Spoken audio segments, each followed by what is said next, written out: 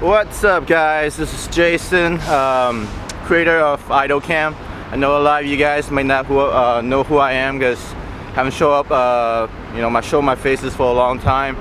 I'm running out of things to demo on the IdolCam because there's a lot of features, but I've been doing a lot of demos and I just couldn't figure out what else to demo to you guys for as a feature. But I figure, because IdolCam is a vlogging camera, so I'm just gonna vlog for you guys from now on. I think that's the way I'm gonna from now on just vlog and just take you guys to I'm in Shenzhen right now, where we produce IdolCam. So there are a lot of things here that it's quite interesting, so maybe you guys might be interested to check out, and I'm bringing you guys to different places when I have time. So yeah, so maybe we'll talk about how IdolCam came about. So many years ago I was a fashion photographer in New York, and I was doing a lot of fashion, a lot of pictures for American's Top Model, Coca-Cola, Tyson Bedford. I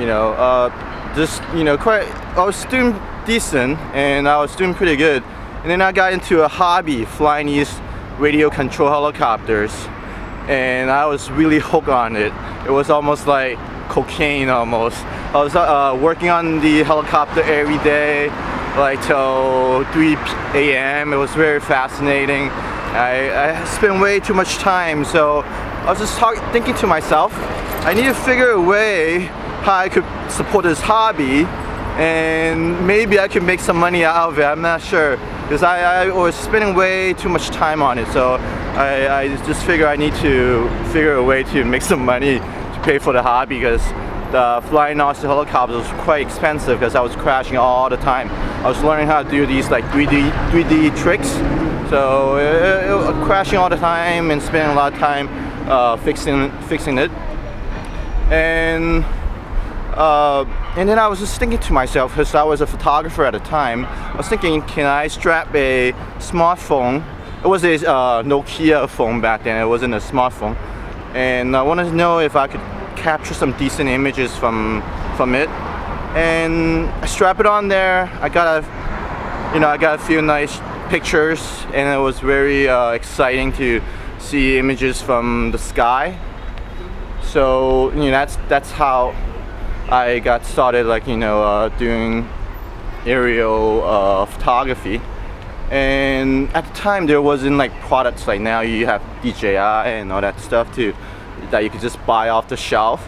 We have to create them, we have to build them, and that's why I was tinkering all the time. And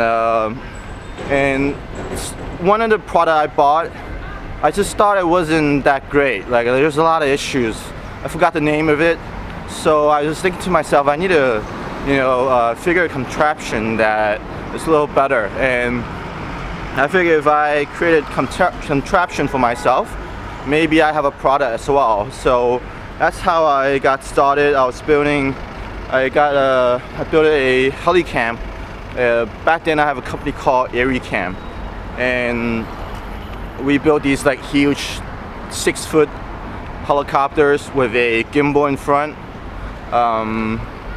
It was quite crazy. Back then everybody was pretty excited to see a little flying machine with a camera inside. So we get a lot of people asking me to help them build these custom helicams. So I've done quite a few of them, but at the moment, back then, it was really tough to get the right people to build these helicams, because these helicams are very intricate, and the slightest change in anything, like the tightness of the blade and whatever, if you look at it wrong, the helicopter will operate very differently, and then you won't produce the image that you're looking for. So here's the thing, like, shooting photo was easy with the helicams, but getting good video with like vibration images was really tough. So that was what I spend most of my time is to figure out how to get, you know, the image way better on the video. Back then there wasn't like gyro on the platform, so a lot of it's mechanical. You just need a really stable helicopter to get good footage. So yeah, so that's why I was playing around with building and playing around with these big helicopters. Then later on, then there's these like microcopter quadcopters. They came in the market, and slowly it makes more sense to use these quadcopters, multicopters to build aerial platforms. So which I did. I also started building these like I built a hexacopter. It's a huge hexacopter carrying like up to 15-pound payload. So it was pretty impressive at the time, and I was just building these platforms for customers out of my garage. That was what I was doing. And then later on I got a shop in San Francisco. I moved back from New York back to San Francisco and started building these hexacopter for people, and it was pretty good. And I also started building a huge like gimbal, like the professional gimbal for the red camera. I've done that. And then I was just thinking to myself, I was really digging the video quality coming out from the 3-axis gimbal, but I want to bring it along with me all the time, because I was a photographer. I bring my camera with me all the time, and I wasn't able to bring the 3-axis gimbal with a nice camera with me all the time. So I was just thinking, I need to build something like that for myself. And then I figured, again, if I build it for myself, maybe there are some people who might need it. So that's why IdolCam came about. And sure enough, I built like a 3D model prototype, and then I was thinking, wow, there might be something in there. So I was thinking, how do I produce this thing? Because obviously I cannot like produce it in the States, because the cost of the labor and the product that you're selling for these like a consumer product doesn't make sense. So I ran into a friend, and he was doing hardware. I actually met him in like one of these like entrepreneurial meetups, and then I saw he had this really amazing looking product, and he told me he built it in Shenzhen. And I'm like, wow, okay, maybe I need to go there, because I was in San Francisco for a long time and I just couldn't figure out how to build like efficiently these products, because I always have a lot of customers, but I just can't find a way to build them like cheap and efficiently. So I figured I need to go out to Shenzhen, and which I did. I move out there, and then like I check out a lot of people, company who does camera. I try to meet a lot of these friends, and then I try to like figure out where and how do they build their cameras. So I spent about maybe a year to build this prototype, the IdolCam prototype. Then I raised a Kickstarter campaign, and I got the fund to fund like a lot of the tooling, the molds, and a lot of the development for the camera, because there's a lot of like issues that in the early stage. So we need to find a lot of talents to help us to iron out all the issues. With the Kickstarter, unfortunately, with the COVID and everything, the funding was really tight. And right now, we still have some units for the Kickstarter that we haven't sent, and we are working on selling units. And with the profit, we're sending it to the customers, the backers. That's how we're doing it right now. So again, hardware it's really hard. It's not like simple. Maybe I would like to explore this topic, hardware, because I do have a lot of experience, and then a lot of people in the States or other countries, you might not have the same, you know, insights. So I think I have a lot of insights in manufacturing, how to start a hardware company, and how not to start a hardware company, because it's very painful if you don't do it properly, or you're gonna waste a lot of time and money and effort. So yeah, maybe my main channel would be every now and then I drop a few hardware advices for people who are interested in you know, building hardwares.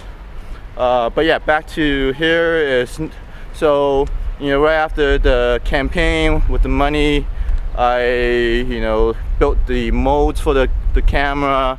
I figured out all the process needed to you know, complete the whole build and packaging and logistics and stuff like that. So we're getting there, you know. We're still like very rough.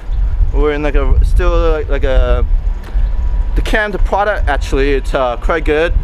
I'm happy with it. You know, there's always improvement needed, but at the stage at what we have, the funds that we have and the resources we have, I think we have a pretty solid product and a really good platform for the future. We could, you know, like really build upon it, you know, live streaming, all kind of other stuff. I have so many ideas for IdolCam, but you know, it's gonna be a process, you know, to build up to where I want it to be. But I'm pretty happy where we're at right now. And then with COVID, you know, everything is a lot more tougher. But you know, this is how it is, and pretty optimistic. And you have to be optimistic if you know, working on a new product, especially if it's hardware, because with hardware, you know, you have to have money to build every single product that you're trying to sell. So you know, even if you don't have shipping, you're screwed. You cannot convert it into money if you don't have money for shipping and, you know, all kind of other stuff. There's so many like places that you have to pay when you wanted to build a hardware.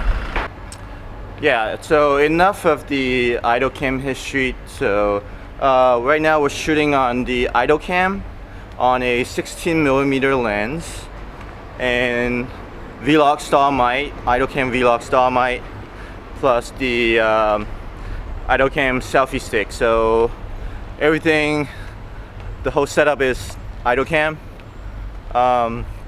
Yeah, so I'm headed to work right now.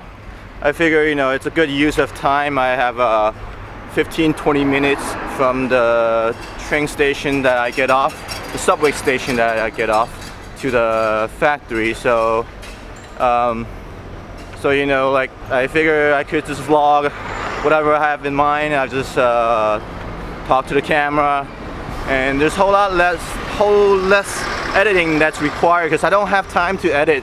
Like partly lately I haven't been shooting whole much to share with you guys because of time. You know, like as a startup company, you gotta figure out the marketing, you gotta figure out all the parts needed for production. You gotta be on top of a lot of things. So lately I just haven't had a whole lot of time to, you know, to shoot. So yeah, vlog would be a good way to, one, demonstrate what IdolCam is capable of, and you know, I'm using the cameras. This IdolCam is about 2 years old, maybe a year and a half, 2 years old. It's the prototype, the first prototype. So inside the camera, there's a lot of wires, a lot of like soldering. The production unit have a few upgrades, so everything should be better than this camera here. You know, I hope. So yeah, you know, if everything's good here, then you're gonna know that the actual camera is gonna be a lot better. Yeah, I'm just out of things to say, man. Maybe I have to gather my mind for the next vlog. So I'll see you guys next time.